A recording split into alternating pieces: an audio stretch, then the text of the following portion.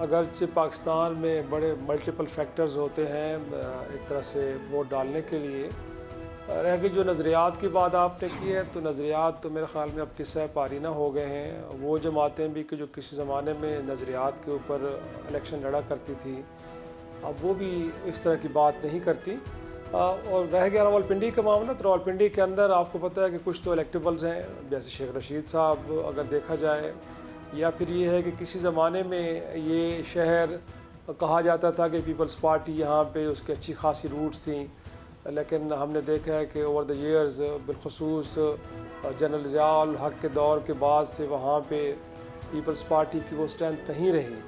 और कुछ इलेक्टेबल्स आए, या फिर नून लीग ने वहाँ पे इस गैप को फिल किया। अब तो हम कह सकते हैं कि लोग ये देखते हैं कि जो कैंडिडेट है वो कितना तगड़ा है, और फिर ये है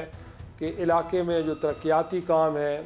वो कौन करा रहा है। तो मेरे ख़्याल में अगर शेख रशीद साहब भी हों कि जिनको इलेक्टेबल तस्वर किया जाता है, लेकिन अगर इलाके के अंदर वो भी तरक्याती काम नहीं करवाते तो उनके लिए भी मसाइल पैदा हो जाते हैं। तो अब तो इस बुनियाद पर ज़्यादा वोट दिए जाते हैं कि कौन है जो इलाके में जो मसाइल हैं उनको हल करने के वजह से अपना इनपुट देता है, ये बुनियादी वजह है। हाँ, ये ज़रूर होता है कि कई दफ़ा कुछ इलेक्टेबल्स आ जाते हैं जिसमें इमरान खान साहब भी यहाँ से इलेक्शन जीते हैं, किसी ज़माने में इस तरह के और भी बड़े बड़े कदावर शख्सियात थी कि जो यहाँ से इलेक्शन जीतते रहे हैं। बट प्राइमरीली जो क्राइटेरिया है, क्योंकि ये शहरी इलाका है, यहाँ पर बरादरियाँ कम हैं और इस बुनियाद पर ज़्यादा वोट दिए जाते हैं कि तरक्याती कामों को कौन फोकस कर रहा है। शहराजी साहब, इंतखाबी तारीख का जायजा लें तो रावलपिंडी सियासी बहाव में बहने वाला शहर नजर आता है। पहले पीपल्स पार्टी, फिर मुस्लिम लीग नून और 2018 में तहरीक इंसाफ। 2024 के इलेक्शन में रावलपिंडी का क्या मंजरनामा होगा? देखिए, बिल्कुल आपने ठीक कहा, इसमें कोई शक नहीं है। और मैंने पहले बात की कि किसी ज़माने में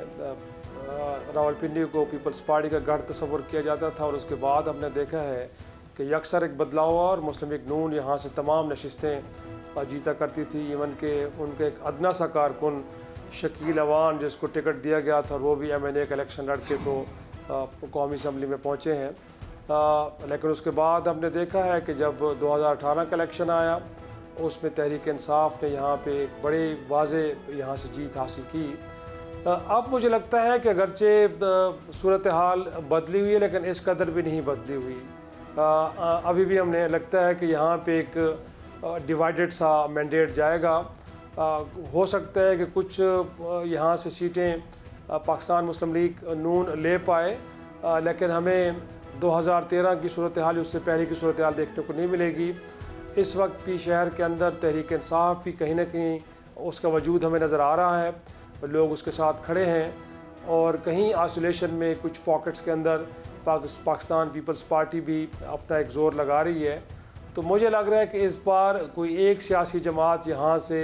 ऐसा नहीं है कि पूरे डिवीज़न में क्लीन स्वीप करेगी, बल्कि एक डिवाइडेड मैंडेट होगा, जिसमें मुझे लग रहा है कि कहीं ना कहीं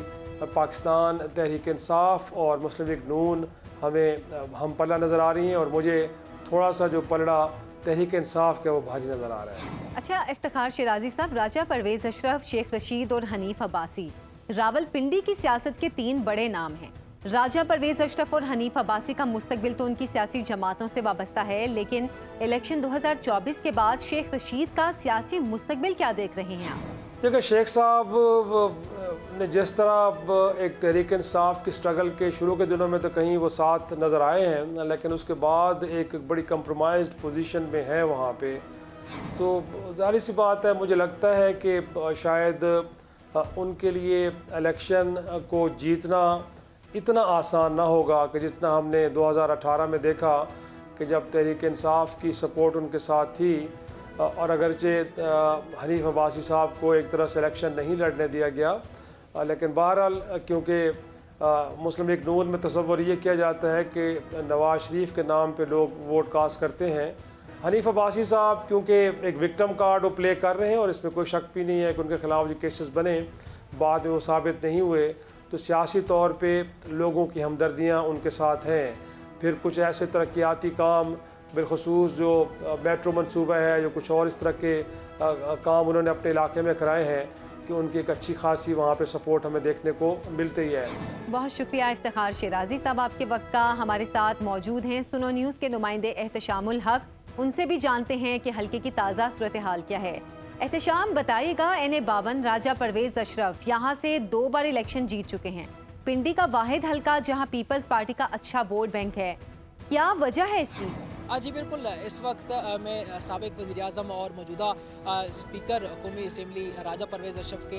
हल्के NA52 जो कि रावलपिंडी की डिवीज़न में आता है वहाँ पर मौजूद हूँ। यहाँ पर अगर देखा जाए तो पीपल्स पार्टी की एक अच्छा वोट बैंक है। यहाँ पर राजा परवेज़ अशरफ साहब को अच्छे लोग जो है वो उसे पसंद करते हैं और यहाँ पर क्योंकि बिरादरी सिस्टम है, राजा बिरादरी जो है यहाँ पर ज़्यादा है, जिसकी वजह से राजा परवेज़ अशरफ साहब को एक अच्छी खासी जो है उसकी वोट बैंक है। और दीगर जो पार्टीज़ हैं उनके भी हैं, जिस तरह के पाकिस्तान तहरीक इंसाफ और साथ साथ नून लीग की भी यहाँ पर वोट बैंक है। लेकिन अगर बिरादरी सिस्टम पे जाएं तो राजा परवेज़ अशरफ साहब के एक अच्छा खासा वोट बैंक है और इसकी वजह यह है कि क्योंकि वो वज़ीर-ए-आज़म भी रह चुके हैं और यहाँ से 2 दफ़ा जो है वो मुंतखब हुए हैं MNA के लिए, और साथ साथ क्योंकि वो एक अच्छे सीट पर रहे हैं, अच्छे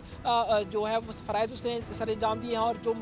जो पॉलिसीज़ हैं वो यहाँ पर लेके आए हैं। मुख्तलिफ जो है उसने काम किया है। अगर रोड के हवाले से बात करें, रोड उन्होंने बनाए हैं और मुख्तलिफ जो शुबे हैं उसमें उन्होंने काम किया है, जिसकी वजह से यहाँ पर लोग जो है वो उनको पसंद करते हैं। दीगर जो बिरादरी है वो लोग भी, कुछ ऐसे बिरादरी भी हैं जो राजा नहीं है लेकिन फिर भी जो है वो राजा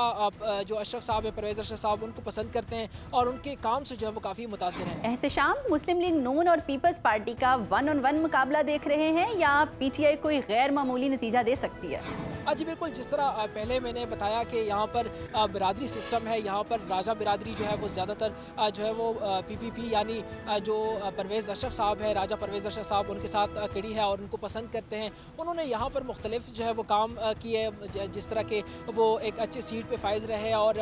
मौजूदा जो कौमी स्पीकर जो है वो कौमी असम्बली स्पीकर वो भी हैं, तो जिसकी वजह से मामूली जो है वो ट्रेंड है, लोग उसको पसंद करते हैं और उसकी शख्सियत से लोग जो है वो काफ़ी मुतासिर हैं, इस वजह से पसंद करते हैं। लेकिन इस बार जो है वो थोड़ा सा अगर माहौल की बात करें थोड़ा सा मुख्तलिफ है। यहाँ पर PTI के जो लोग हैं वो भी खामोश वोट है, वो भी ज़्यादा है और कुछ ऐसी चीज़ें जो आने वाले जो गुजरे वक्त हैं उसमें कुछ ऐसी हुई, जिस तरह के जो PPP और नून लीग का इत्तेहाद था, इसकी वजह से क्योंकि महंगाई हुई और इसकी वजह से कुछ मसाइल जो है मज़ीद आए, इसकी वजह से लोग जो है वो थोड़े से उससे नाखुश हैं। इसकी वजह से कहा जा सकता है कि थोड़ा सा टर्न आउट मुख्तलिफ आ सकता है। लेकिन अगर देखा जाए तो पाकिस्तान तहरीक इंसाफ के जो कारकुनान हैं या जो उसके जो वोट होल्डर्स हैं वो भी ऐसे हैं कि रूपोश हैं, खामोश हैं, क्योंकि ये कि जो वोटर्स जो हैं वो खामोश रहते हैं तो उसका ये होता है कि ख़तरा होता है और किसी को पता नहीं चलता कि वो पोलिंग डे के हवाले से ही उसी दिन ही पता चलेगा कि उस दिन किस तरह टर्न आउट जो है वो निकलता है। अच्छा एहतशाम, एक साबिक वज़ीर-ए-आज़म का भी हल्का है और सेहत और तालीम की पसमानदगी की जो सूरत हाल है वो एक सवालिया निशान है, क्या वजह है इसकी? जी बिल्कुल, हर हल्के के अपने मसाइल होते हैं, तो गुज्जर खान के भी कुछ मसाइल जो है वो शुरू से आते रहे हैं। अगर एजुकेशन के हवाले से बात करें तो एजुकेशन का बड़ा मसला यहाँ पर है और साथ साथ सेहत के हवाले से अगर बात करें तो सेहत का भी एक बहुत बड़ा मसला है जो कि शुरू से आता जा रहा है। कुछ जो है वो पॉलिसी के तहत यहाँ पे काम किए गए लेकिन वो नाकाम रहे और इसे कहा जाता है कि ये जो पिछली गवर्नमेंट या तकरीबन जो 1 दहाई से या उससे ज़्यादा जो गवर्नमेंट रही है उसकी नाकामियों का सवाल जो है उस पर कड़ा सवाल किया जाता है। जिस तरह के यहाँ पर लोग जो है वो बेरोज़गार भी हैं, तो जो सेहत के हवाले से बात करें तो यहाँ के लोगों से जब हमने जाना तो उनकी राय जो है वो उसके मुताबिक ये कि यहाँ पर जो मरीज़ आते हैं तो थोड़ा सा सीरियस होता है या थोड़ा सा मसाइल जो उनके होते हैं तो वो सीधा जो है यहाँ से जो रावलपिंडी या इस्लामाबाद जो है उस मरीज़ को रेफ़र किया जाता है, जो कि काफ़ी अफसोसनाक है। और साथ साथ जो एजुकेशन के हवाले से अगर बात करें, जो एजुकेशन के जो लोग हैं जो पढ़ने वाले हैं तो उनको वो ज़्यादातर लोग रावलपिंडी, लाहौर या फिर इस्लामाबाद की तरफ रुख करते हैं और वहाँ पर अपनी तालीम जो है वो पूरी करते हैं। यहाँ पर प्रॉपर यूनिवर्सिटीज़, कॉलेजेस का जो है वो एहतमाम नहीं है, जिसकी वजह से ज़्यादातर जो पढ़े लिखे लोग हैं वो इस चीज़ से परेशान हैं।